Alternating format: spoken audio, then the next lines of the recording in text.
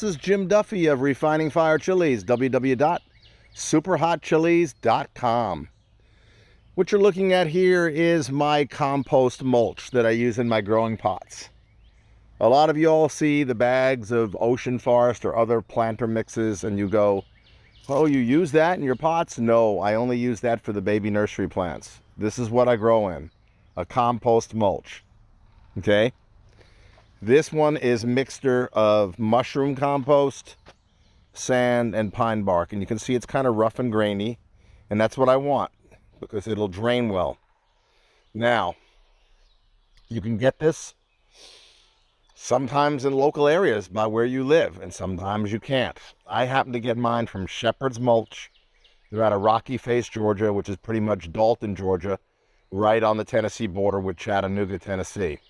So if you're like an hour away from Chattanooga in Tennessee, or you're like an hour or so, hour and a half, or 2 hours below the Tennessee-Georgia line by the Highway 75, they're right off the Highway 75, the interstate.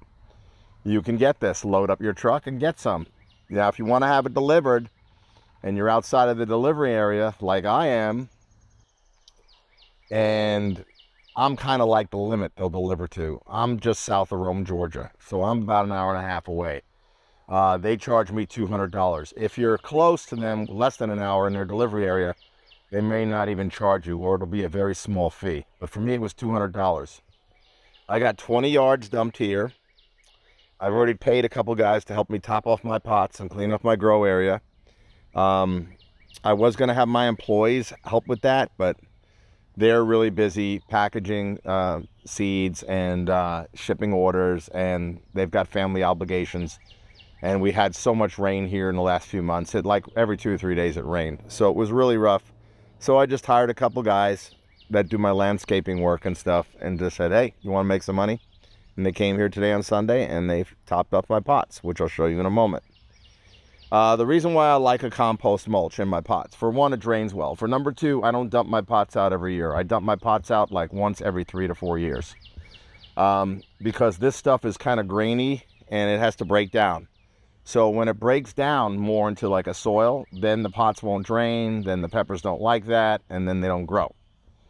And since it's organic, I'm not getting a lot of salt content from the nitrogen. As the nitrogen breaks down, it's not as if you're using artificial fertilizer. And because it is mushroom compost, it's considered a hot mix. What I mean by a hot mix is a mix that has already organic nutrients in it. Or it could be inorganic nutrients like Miracle-Gro potting soil.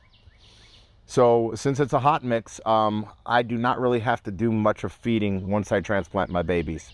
I might have given them some calcium, magnesium when they started fruiting and flowering. But other than that, I really didn't have to do much feeding at all. I mean, I might give it a dash of fish emulsion and some kelp extract right after transplant. Just take a watering can and give each one a little splash after transplant. But that's pretty much it. Because the mushroom compost is very, very hot or high in nitrogen, and you really don't need any more nitrogen if you use a mushroom compost.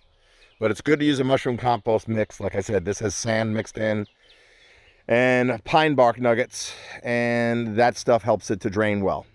You drain better, I would say. So in about 3 to 4 years, if I decide that I don't want to grow anymore, I'm done. But if I decide I want to grow anymore, then we'll have about 500 pots. We will have to take out here on a cart, dump them completely, and then refill them all the way brand new again. And then we'll have another 4 years. That would take me to 68, 69 years old if I did that. Close to 70. So I don't know if I'll be growing that long. Anyhow, so this is the compost mulch here from Shepherd's Mulch out of Rocky Face, Georgia, and which is pretty much Dalton, Georgia, right by the Tennessee border. And let me show you the grow area real quick, okay? So today is the 26th of March, 2023. All the pots now are topped off. You see they're close to the top. The little drip irrigation fittings are outside because we don't want to break them by shoveling dirt on top of them. Here's what they look like. We don't have the drip on all summer long because if we get rain a few days in a row, we turn the drip off for like a week. So there's the drip fittings. There's a little stake here that holds it in close to the plant when it's a baby, because you don't want it dripping far away from it and then the baby dries up. You want it close to the baby plant after transplant, and then you can move it further away, like over to the side of the pot. Okay, so that's the drip irrigation fittings. Now you see all these solo cups that are in the pot, so I'll explain those. Those are placeholders. Let's call them placeholders. When this mulch gets a little bit wet, it will form, kind of like concrete forms around something. If you put concrete around something and then you pull it out, the thing out, and then you've got the shape of whatever was in there, the concrete. Kind of doing the same thing here with the dirt. So what we'll do is right before we transplant, unless it's been raining recently, we'll soak the pots a little bit. Then we'll come by, pull the cups out, and then the hole won't collapse into the hole, right? And then you've got a nice big hole, and you put a little bit of like mycorrhiza, beneficial fungi, or some organic fertilizer like rabbit poop or something like that, or bone meal or blood meal, whatever you want to put in the plant hole by the roots. And the hole won't collapse on you. Because if you're trying to put the stuff in when the soil's dry and it's collapsing in on you, you tend to say some bad words. So we use it as a placeholder. And then we just break up the roots on the plant, stick it where the cup was, put the drip head next to it. A lot of times we'll put a stake next to it too, especially if the plant looks like it's going to flower soon. We'll stake it, tie it to the stake to give it a little bit of support, even if it's only like a foot tall. And then we'll drop the nets, So right now my grow area has been cleaned up. All the pots are topped off, except for a couple that I moved out of here that I'm going to have to move back, that have plants in them that I kept alive in the greenhouse. Or I may not. I might pull those plants and just put 4 more pots over there. But there's a total of about 500 pots here, total, as you can see. And so we've got all the cups in place. Everything's topped off.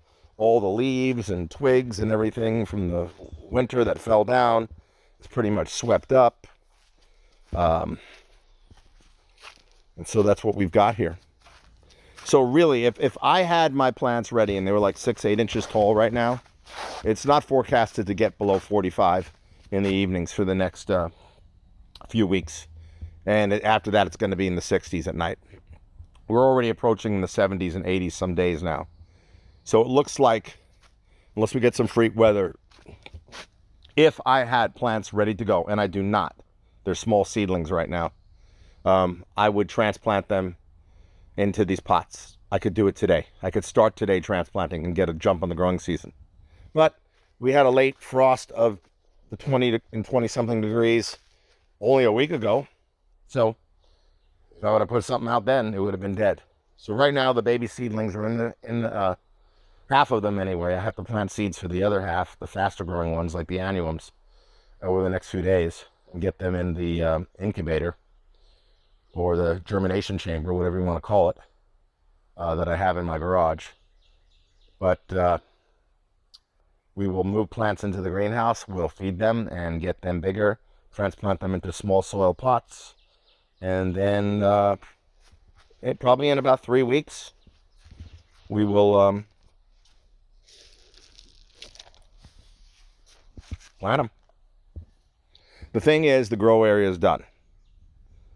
That's the main thing, because I was stressing out, because like I said, my girls were too busy with stuff, and we just weren't going to get done on time. So to hire a couple men to come out here with some shovels and say, hey, load up the pots and clean up, that was the best call for me to make. That was the best call. So now we don't have to focus on the grow area. So what will we focus on? We'll focus on taking care of the baby plants that already sprouted. We'll focus on transplanting baby plants into small soil pots over the next few weeks for the nursery sales, online and local. That's what we'll focus on, which is good. Got another raised bed over here. I might have shown that in a previous video. This is going to be vegetables. This raised bed over here is full of blueberries and blackberries and raspberries and a couple plants of sage that survived the winter. I had some other herbs in them, but they died. But the sage made it through the winter. So that's about it, really.